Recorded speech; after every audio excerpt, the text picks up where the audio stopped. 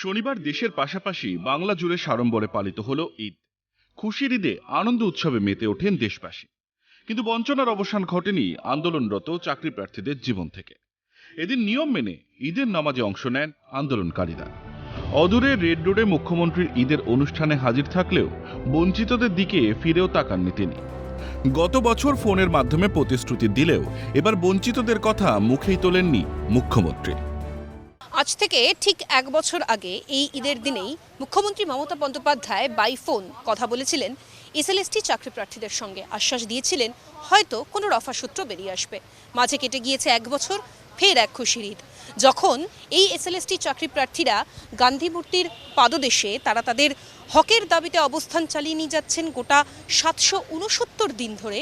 ঠিক সেই দিনই ঈদের সকালে রেড রোডে হাজির মুখ্যমন্ত্রী মমতা বন্দ্যোপাধ্যায়।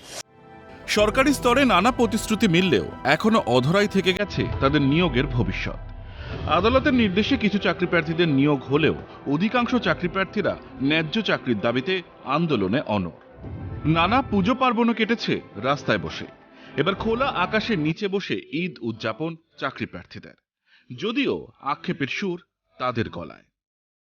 গত ঈদেও বাই ফোনে আমাদেরকে প্রতিশ্রুতি দিয়েছিলেন, তার আগেও কথা বলেছিলেন, ওয়ে আউট বার করার কথা বলেছিলেন। তারপরেও আমরা আজও অবধি রাস্তায় বছরের পর বছর আসছে যাচ্ছে, একটার পর একটা সব উৎসব কাটছে। ঈদ এলো, ঈদ গেল, আবারও আজকে ঈদ আমরা রাস্তাতেই উদযাপন করছি পরিবারজনদের ছেড়ে।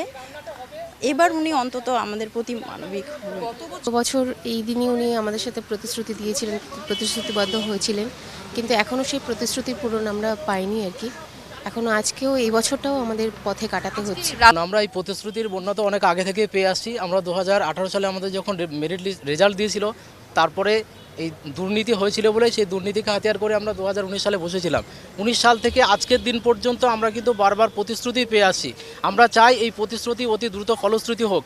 আন্দোলনরত চাকরি প্রার্থীদের সঙ্গে ঈদের আনন্দ উৎসব ভাগ করে নিতে এসএলএসটির আন্দোলন মঞ্চে হাজির হন সিপিএম এর রাজ্য সম্পাদক মোহাম্মদ সেলিম। এই সরকার এত অপদার্থ, চাকরি দিতে পারছে না, দিলে চাকরি নিলাম করছে, দুর্নীতি করছে, আর অন্যদিকে সিট আপডেট করছে না। স্কুল কলেজগুলোতে, মাদ্রাসাগুলোতে শিক্ষক নেই, আর যারা শিক্ষক হতে পারে তার পরীক্ষা নিচ্ছে তাদের।